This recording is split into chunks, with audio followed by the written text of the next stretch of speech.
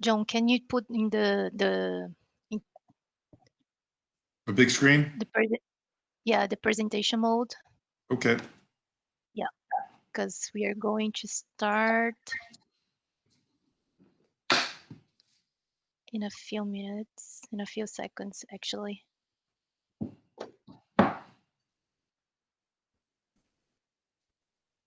How many people?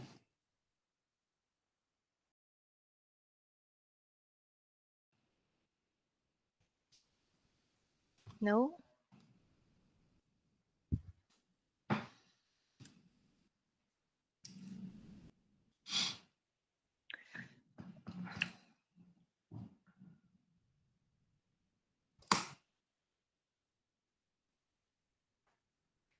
So I think we are alive now. So hi everyone, I'm Anna from CS team of B2Brazil. Welcome to our first international webinar. And today we are going to have a little chat with John Gardner, the international director of and co-founder of B2Brazil. He is an entrepreneur and former American Online executive responsible for all strategic and corporate business activity in Latin America, including investments, M&A, joint ventures, marketing, and commercial activity. John has been doing business in Brazil since 1999. He graduated from Duke University, the London School of Economics, and Notre Dame. John right now is based in our Miami office. So, hey, John, how are you? Welcome. Hi, Ana. How are you? And welcome, everybody. I guess we would say bem-vindo in Portuguese. Welcome. And thanks very much for participating in this event. As Ana was reading my bio, it kind of dates me because I can hardly remember when I was in university. It seems so long ago. And I can say the same for my first business transactions in Brazil. So that's the topic for today's webinar. I'm going to give a short presentation, and then Ana will be asking me 5 questions, and I'll answer. And then we'll open up to you to ask questions. Meanwhile, our client success team members will be answering questions in the chat bot that's part of this service. So without further ado, let's start our presentation about trade business with the Brazilian market and the importance of having your own digital strategy. I know many of you already have some experience with Brazil, but some of you have not. So I wanted to give some basic Brazilian facts for people to start this presentation. Brazil, as many of you know, is the 5th largest country in the world, a population of over 200 million. Economically wise, it is the 8th largest economy in the world. And that's mainly driven by a $3.5 trillion GDP through PPP, purchase power parity. Although their nominal GDP is lower, that's due to the exchange rate impact. But it's the 8th largest. And before these crises, it was overtaking Great Britain as the 6th largest. Foreign trade with Brazil reached over 400 billion in 2019, which again is impacted by the value of the real, which has devalued.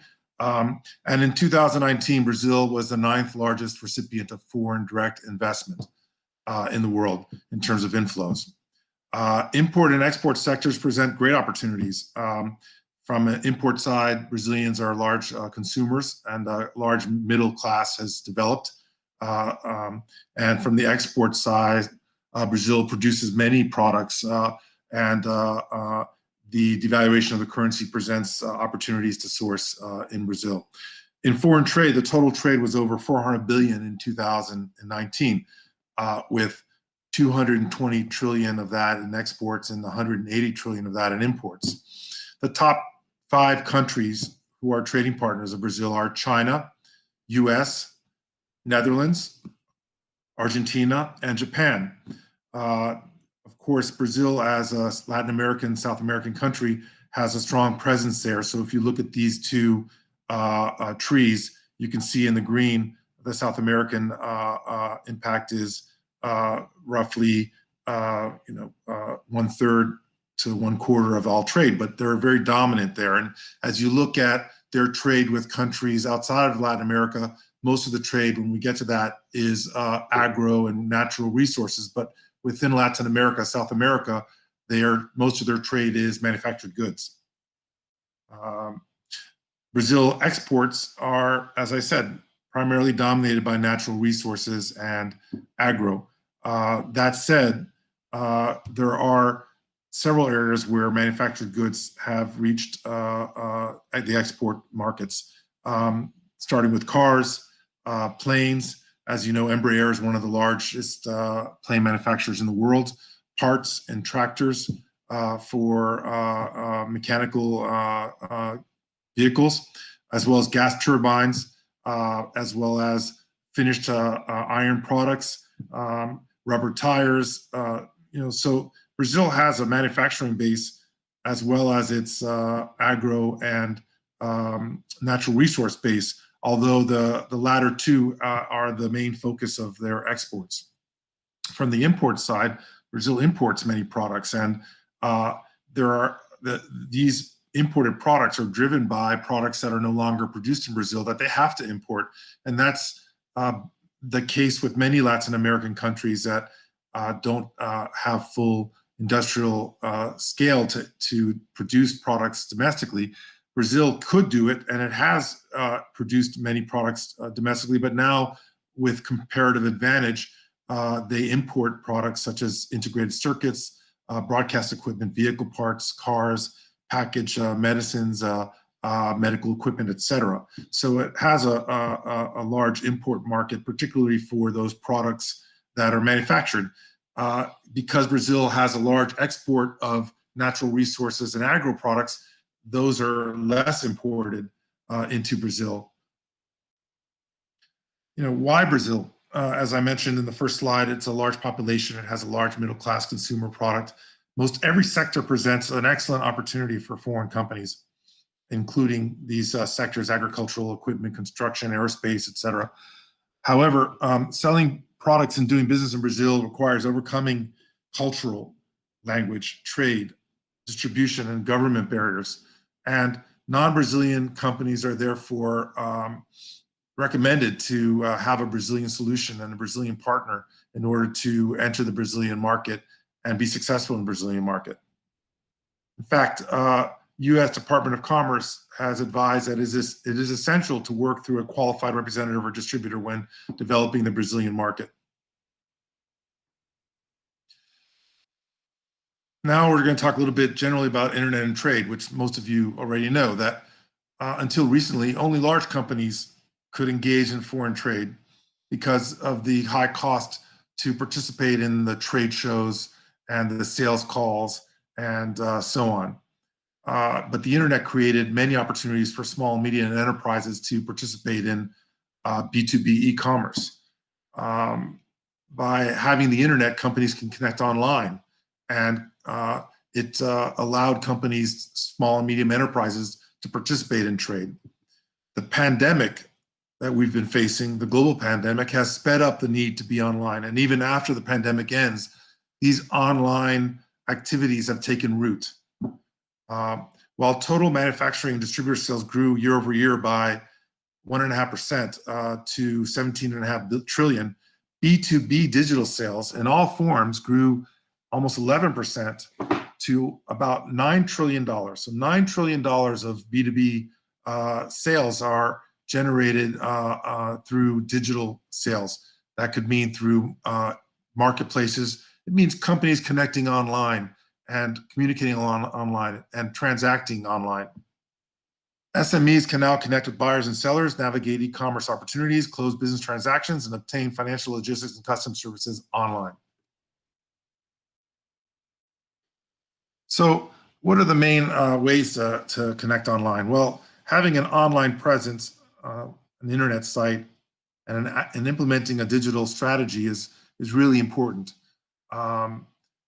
Today, with the pandemic, especially with companies not spending money on participating in trade shows, offline marketing, making sales calls, and that sort of thing, really an investment online. This is a great opportunity to be investing online, to create your presence and to generate and implement a digital marketing strategy.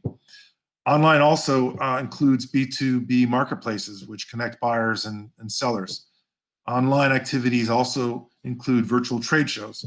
As the trade shows have not been able to be conducted offline and great value, and they still do, as they have not been able to connect offline, they've converted to online trade shows, which have their own value because they have their own base of buyers and sellers that always participate, and they have known brands. Fourthly, an online activity is virtual matchmaking events, which we find very interesting, and it's something we're investing in the technology to implement ourselves. This is where, as many of you participated, you go to an offline matchmaking event, you show up, and there's like rapid meetings with potential prospective buyers or sellers, your opposites, in order to generate business deals. We've had success in the offline matchmaking services, and I don't see any reason why the online matchmaking services wouldn't work, particularly if you have a good database of the buyers and sellers to connect. And then lastly, online searches and online digital marketing using Google or Bing or any other localized kind of services. So as far as B2B marketplaces are concerned, our specialty is, which is our specialty, I'd like to discuss a little bit about B2Brazil. We're the leading and most comprehensive marketplace in Latin America, connecting thousands of Brazilian companies with international companies. Companies are promoted in 4 languages, Portuguese, English, Spanish, and Chinese, to thousands of users through a personalized profile page and listing of products and services, listing of leads, a negotiation messaging system which allows negotiations via threads. And we have a multidisciplinary team specializing in international business offering, intelligence service and business support, operational outsourcing, and international logistics on an offline side to complement our online side. We also operate B2 Argentina and B2 USA, and our head office, while in Sao Paulo, we also have a USA office in Miami. Just some of the facts about our portal. We have over 160,000 registered companies. About 100,000 are buyers, and the rest are sellers, although there's an overlap of buyers and sellers. We had almost 6 million visitors in the last couple of years from nearly 200 companies. And we generate over 600,000 leads we distribute to our company. And it's our member companies. And it's important to understand what a lead is because it drives our business and drives your business too. Leads are, from a buyer standpoint, posting a request for a quote. I request a quote for this product. It could be a manufactured product. It could be an agro product. It could be the development of a new product. It's an RFQ from the buyer. That's a lead, a buyer lead. A seller lead is a post of an offer, a sell offer, that I have this product, I have this coffee, and I'm selling it for this much per kilogram, and FOB Brazil, let's say, FOB Santos, or they could give a CIF price, whatever. A sell lead is an offer from a seller for a product. So we distribute over 600,000 leads per month to our buyers and sellers. And when a buyer and a seller receives a lead, they receive it not only in their B2Brazil messaging system, they also receive it in their regular mailbox, and then they can reply directly to that lead. So as you can see, the number of registered companies has increased on our service over the last 4 or 5 years, from 12,000 companies in January 2016 to over 160,000 companies today. And our sectors cover the full gamut of product segments, from manufactured products like furniture, fashion, cosmetics, to agro like coffee, acai, and sugar, etc., to industrial machines and equipment. So our sectors are, run the whole gamut, and we have hundreds of subcategories in our service of our products, filled with thousands of products, millions of products. Our registered company revenues, as you can see, are small, medium. They're typically between 1 million to 10 million. That's the majority of our companies in revenues. And as I said before, the internet has allowed small, medium enterprises to engage in trade, and B2Brazil has become a channel for these companies to engage in trade. We wouldn't be where we are without partnerships and alliances. So some of our major partners are Visa, the credit card company, Apex Brazil, which is the federal trade agency, CNA, which is the largest association of agro companies in Brazil, and banks, Patagonia and Bex, Google, and partnerships in China and other Brazilian associations. As I said earlier, our leads generate our business. So as you can see, from 2016, where we generated an average of 10,000 leads a month, to today, where we generate 600,000 leads a month.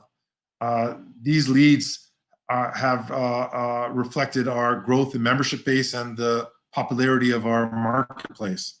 And they're directly related to the number of registered companies as well. The number of leads has more than doubled in each of the last 3 years. And in the last quarter, as I said, we distributed an average of 600,000 leads per month to our base. As far as online services are concerned, the leads generate the activity of our members. When members receive leads, they respond. If you're a seller and you receive a lead from a buyer that's interested in your product, you're going to respond to that. And sellers are promoted for free, but they receive a limited number of credits to respond to the leads per year, to answer the buyer leads. So they must buy lead credits if they exceed that limited quantity. That limited quantity is 3 lead credits per year. Beyond that, they can buy a single lead, they can buy multiple lead packages, or they can upgrade to one of our premium plans, which is Premium or Premium Plus, and answer RFQs. With the Premium and Premium Plus, they also get additional contents, additional promotional products, additional promotions of their companies, and exclusive access to the leads that they receive. Buyers can use this service for free without any limitations and without any cost. As a multinational technology company, we also create modern multilingual websites for companies, which is a start for any company wanting to engage in digital strategy. Not only can they receive a digital online presence on B2Brazil, but they can also receive their own customized website that's created with the best of breed modern technology and in multi-languages. We also develop and implement multinational Google Ads strategies with our team that is Google certified through our partnership with Google. So we offer the full package of online services. When in one of the prior slides, I went through the 4 or 5 different online activities that you could take from creating a website and implementing a digital strategy. We can help with that. From participating in B2B marketplaces, we are a B2B marketplace, the largest in Latin America. From participating in trade shows, online trade shows. Well, we're not in that segment, and that's an opportunity for you, but we kind of view ourselves as a 24/7 online trade show, if you think of it that way. From matchmaking, which is a function that we're implementing, but is a great opportunity to take advantage of as well. And then lastly, from participating in Google Ads, which we develop and implement strategies for. We found, however, that companies that are small, medium, while they can connect and close deals with companies online, the actual implementation of that is difficult if they don't have the existing providers for the transportation, logistics, and customs and inspections and that sort of thing. So we've created an offline trade center called the B2B Trade Center, which is a business unit that provides comprehensive trade services. And it leverages all of our online service and our online database of thousands of companies and thousands of leads and all the products, millions of products and services. to provide business facilitation services, which helps companies to source products and to intermediate their deals. We also provide commercial support services, including market entry analysis, customs analysis, regulatory analysis, and even to a point of helping companies to set up in countries, as well as operational logistics services, such as logistics freight, customs clearance, and trade brokering. If we do not offer this service ourselves, we have partnerships with experienced third-party providers to provide these services. So for instance, in logistics, we do not have a logistics company. We work closely with 2 logistics companies to provide that service. And in fact, logistics is special to us because we're launching an online logistics service in the next quarter, which will allow companies to get instant quotes online for their logistics needs and customs clearance needs. So combining the online and offline, the B2B Trade Center also provides what we call our Solução Comex 4.0, which is our complete trade solution. This is where companies can outsource their some or all of their trade operations in general or for target markets. So to give you an example, we have a USA company that retains us to do all their sales representative and their market entry work for entering into Brazil. So in that case, we regularize our products if they have to get approvals from the FDA equivalent or from the EPA equivalent.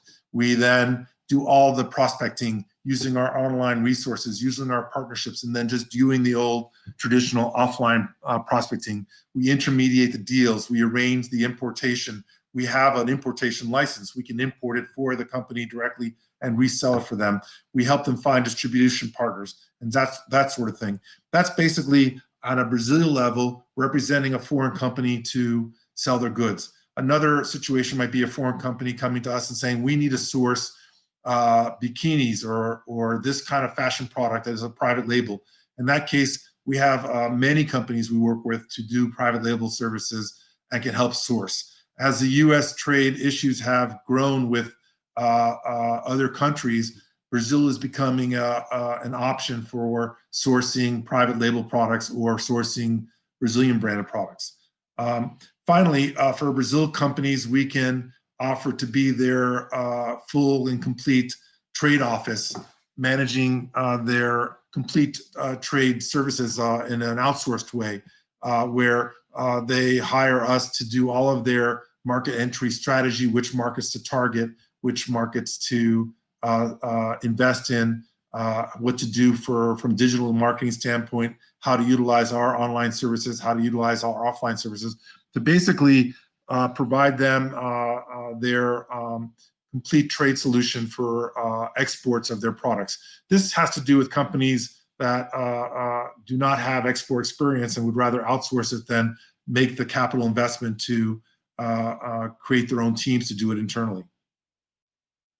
This unique solution, as I said, combines both online services and offline services. And this slide gives you more details of what we do, from the online service component of the analysis, the campaigns, the email marketing, and the online presence, to the offline services of planning, intelligence, and competitive strategies, and prospecting, negotiating, closing deals.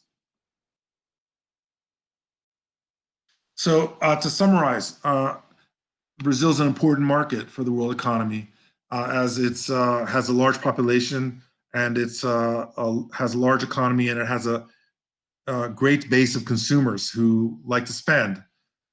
Foreign trade with Brazil reached over $400 billion last year, and there are excellent opportunities for both importing and exporting. Most every sector presents excellent opportunities for import, export, or investment, and a local partner is recommended. The internet has opened global trade and business opportunities for companies of all sizes, and due to the pandemic, this is now a primary means to connect and do business. And B2Brazil is the leading B2B marketplace in the Americas, and we want to be your partner, offline and offline. We hope that through this presentation, you'll learn more about Brazil. And if you have any questions, please feel free to ask. This is my email address here. It's coming up. feel free to email me directly with any questions, which I'll be happy to answer. And without further ado, we'll go into Q&A session now with Anna asking me 5 questions, and we'll turn the questions over to you. Thank you, John. It was a very interesting presentation. There are tons of opportunities for foreign companies who want to start doing business in Brazil, and also there are tons of benefits of having online presence, even for international deals. So B2Brazil is definitely a unique solution for doing business with Brazil using online service. Now I have a few questions that might be interesting for you to share with us. So the first one for you as an American businessman, what strikes your attention in doing business with Brazil? Well, my initial interest in Brazil came from working at a large, at the time, the largest internet company in the world, America Online.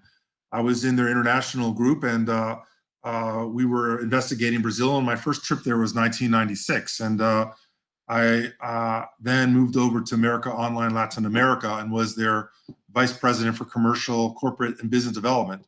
Brazil was our largest market, and I had a very big impression from Brazil. First of all, the business community is first class.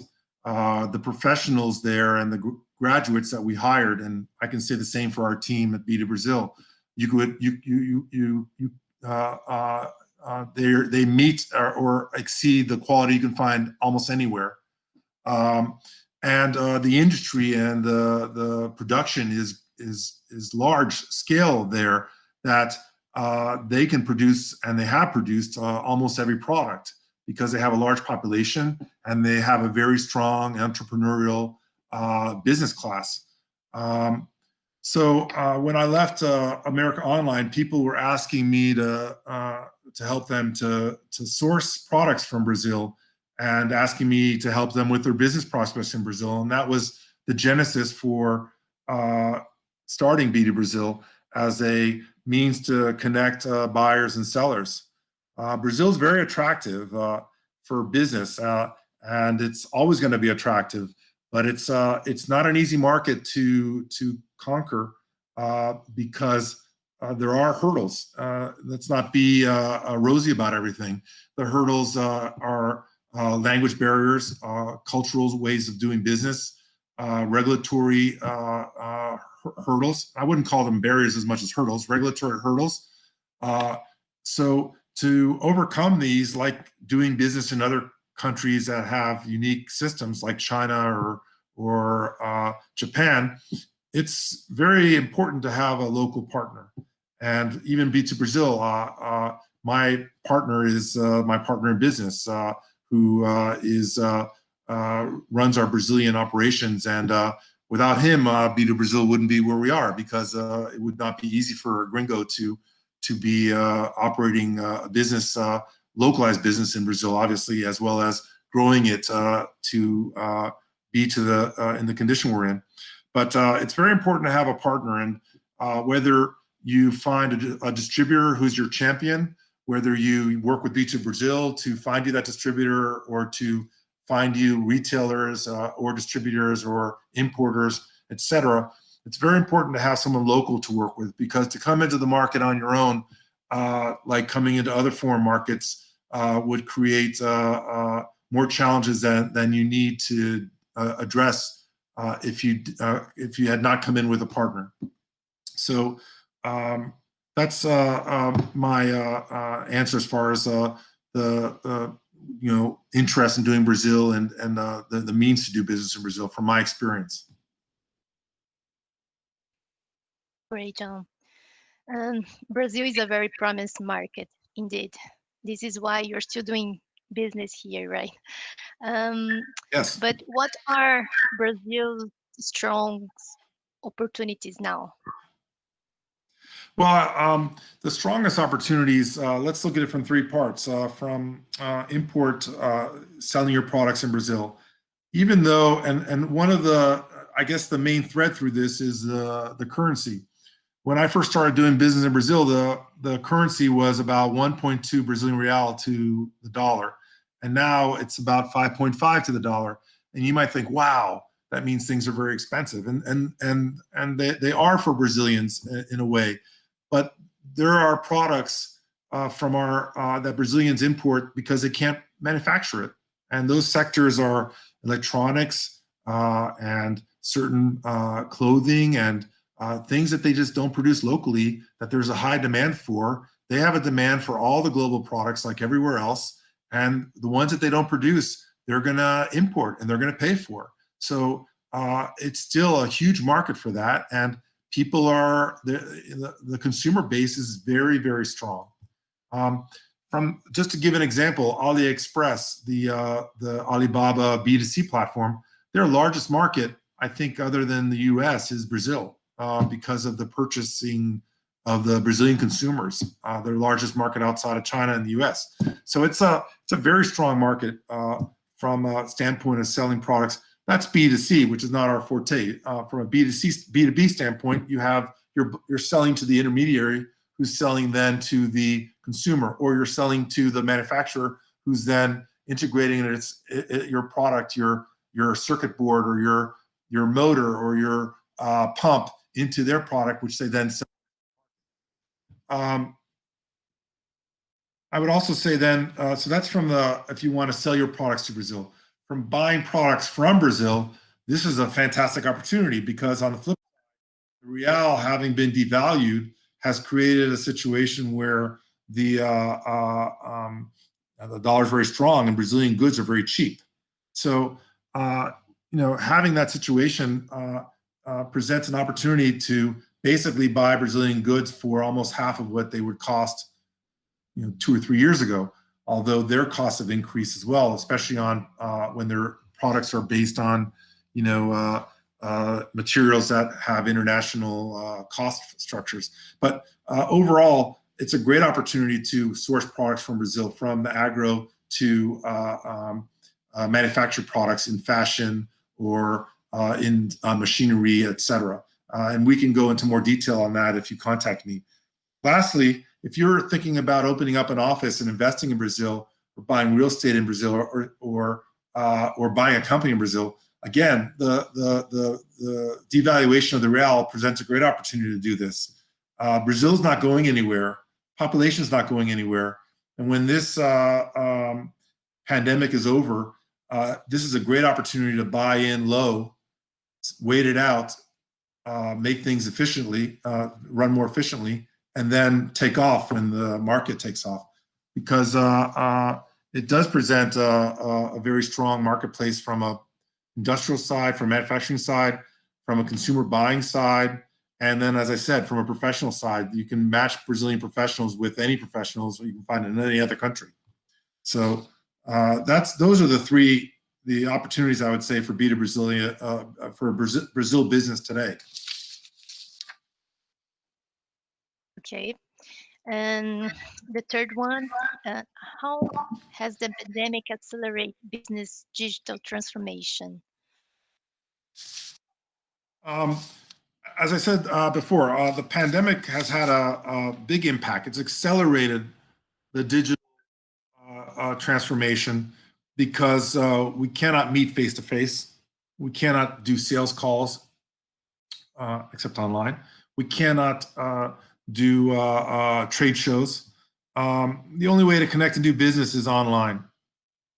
And the online tools were there. It's interesting if you look at the usage of, Zoom was there before. Google Meets, which we're using now, was there before. A lot of these platforms were there before, but now there's a huge demand for them and they have to scale. And now we're finding that these digital technologies are going to advance and they're going to integrate more and more different types of services. But as I said in the PowerPoint, there's 5 ways to really be active. 1 is the website and a digital marketing strategy. 2 is B2B marketplaces. 3 is online trade shows, virtual trade shows. 4, virtual matchmaking events.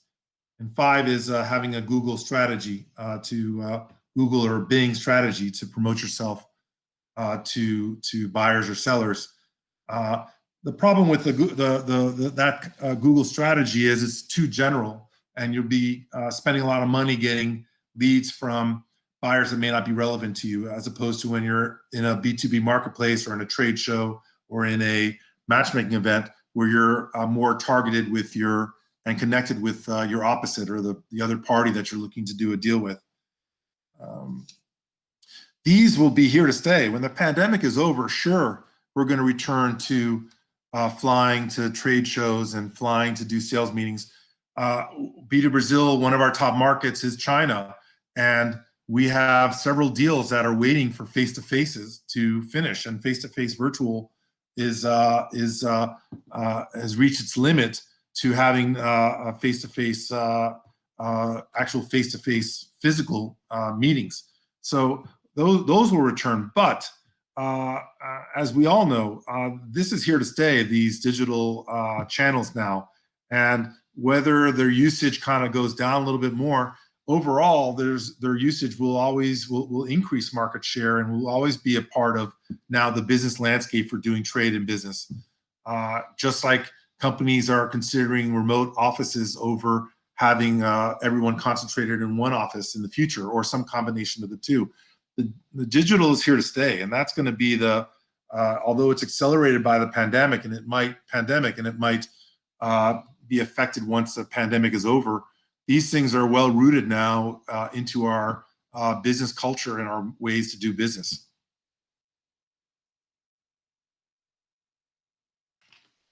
And John, do you think that there are some services that companies should be looking at right now? Yes, going back again to the main 5 services that were in the PowerPoint. If you don't have a multilingual website that's modern and has the search engine optimization built in, then it's something you should be doing. If you don't have a digital strategy, then you should be coming up with one.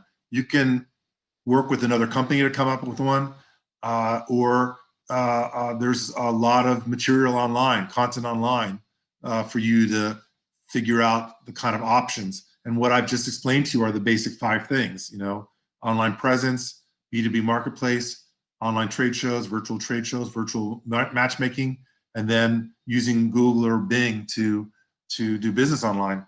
From the standpoint of the pandemic, since you're not spending the money on going to trade shows, and you're not spending the money on doing sales calls and other kinds of expenses for marketing that you would have done traditionally, now's the time to look at.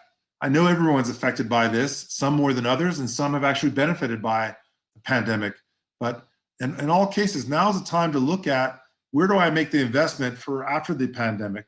I mean, unless you're going to circle the wagons and close shop, this is a time to start looking, how am I going to improve in the post? How can I still be in business and monetize the pandemic world?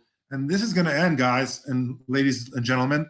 This is going to end soon enough. And how am I going to be ready for the takeoff? Because then once the pandemic is over, it's not going to be at the level of like a World War II being over, but there's going to be a huge spurt in economic activity. And how are you going to be well placed to participate in that? And part of that is perhaps making a plan for that. What am I going to do when it's over? But in the short term and the medium term, what is my online strategy? Where am I at online? And how do I take advantage of this now and in the future? So that's where I think from the online services you should be considering at the moment, current situation and going forward. Yeah, and some of the service companies can find it here at B2Brazil. As I said before, we can help companies to find trade partners with our online service. And John, in your opinion, can online service fully replace offline service for B2B trade? It's an interesting question because it's something we're faced with. There's no B2B comprehensive life cycle like platform. It covers the whole from the connecting the buyers and sellers to doing an online bill of sale to organizing the inspections, organizing the letter of credit, organizing the customs clearance, organizing the trade logistics. It doesn't exist. Not even Alibaba does this. They have pieces of it, but there's still an offline element. And I'm not talking about like selling 100 kilos of coffee. That could probably be done, completely online. New buyer and a new seller. I'm talking about, selling a container of coffee, or a labeled version of a product which you need to have a back and forth and get samples and that sort of thing. So there's always going to be an offline element to online. From the B2Brazil standpoint, we're connecting the buyers and sellers, and we're giving them means to communicate and negotiate the deal. And we're going to implement ways to do the bill of sale online. And we're implementing these vertical value-added services we're implementing an online logistics service where you get instant quotes and book your logistics online. We're implementing a trade financing online where you can book your trade financing for your deal. All of these different elements will be implementing at one point, and then the trick will be to integrate them, to put them all together so it's a seamless service for you, seamless service, comprehensive service for our users, buyers and sellers to be able to complete their deal online. Now, will there be offline components? Sure. You might then contract an inspection through our service, and obviously the inspector has to be contracted, and there's a pause in your deal until the inspection's done. The inspection's completed. He'll submit the report online to you. Then you review that report and you approve it, and then the transaction then continues because that's been checked off.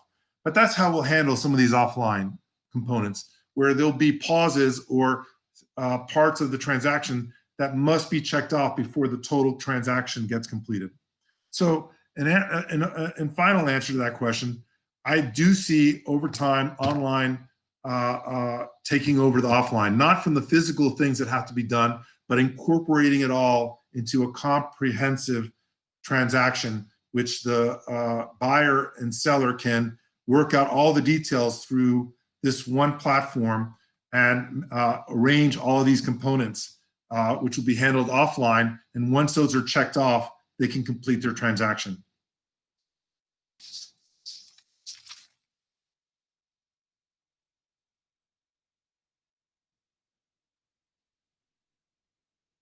Anna? Sorry, I was in the mood. So, John, I have one last question. This is actually from Alexandre, and he's asking, in your opinion, what are the main challenges when dealing with Brazilian companies? Well, the main challenges in working with Brazilian companies are when you work. It's basically the same as when you work with any other foreign company. Do you have the sensitivity to the cultural aspects?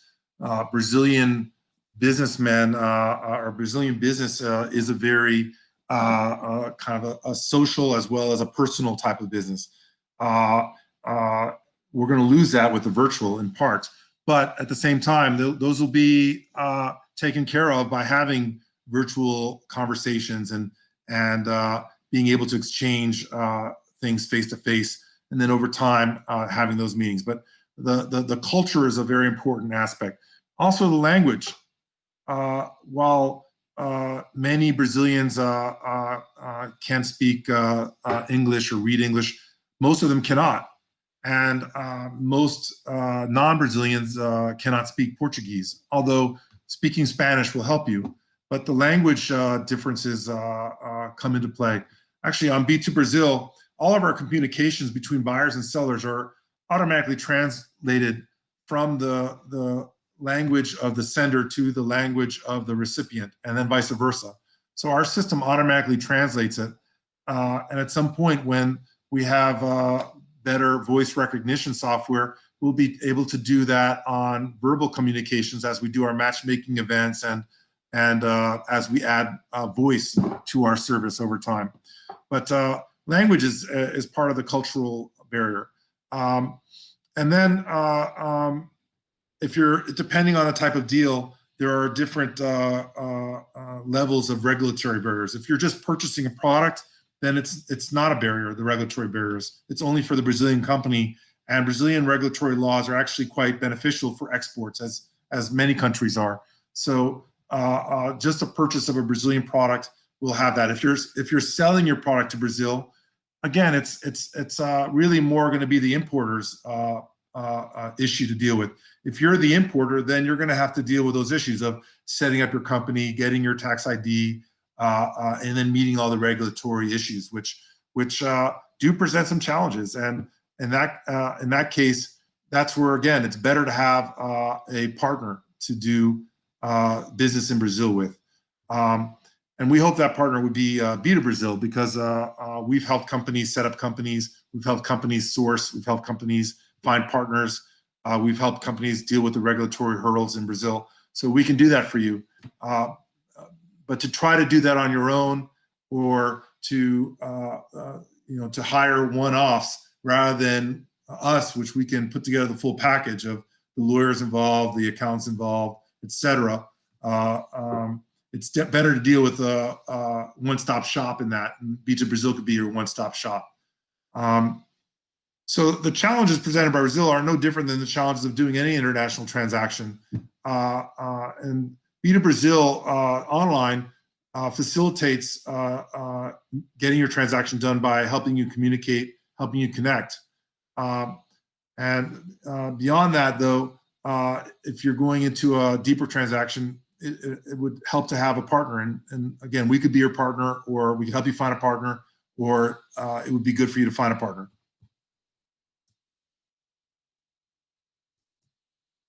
Thank you, John. Do you have any final consideration? No, I'd like to thank everybody for taking the time in the day to participate in this webinar. As I said in the beginning, I'm a Brazilophile. I've been doing business in Brazil for over 20 years now, and it's a very attractive market for both buying and selling and investing. And I wouldn't say that I'm all in on it with B2Brazil. And B2Brazil is a great partner for you if you want to do business in Brazil online through our online platform, or offline through our B2B Trade Center. And please, again, this is Anna's email address, but my email address is here. Feel free to contact me directly. And over the next months, we'll be holding other webinars, including how to set up a company in Brazil, including how to use our platform to assist our non-Brazilian base of companies, which over 100,000 companies are registered companies are outside of Brazil, to assist you in doing business with Brazil. Thank you very much. Obrigado. Thank you, John. I really appreciate that you spent some time to join me in this first international webinar of B2Brazil. I think it was very suitable for the current situation that we've been facing. I think it was very essential for us to explore new opportunities given this fast digital transformation. And well, I hope everyone that's been watching has enjoyed it. We are also going to send the link of this webinar to your email so you can watch it later if you want. Thank you guys for joining us here. I hope you have a great day, afternoon, or night, wherever you are. So bye bye and see you next time. All right. Take care. Bye now.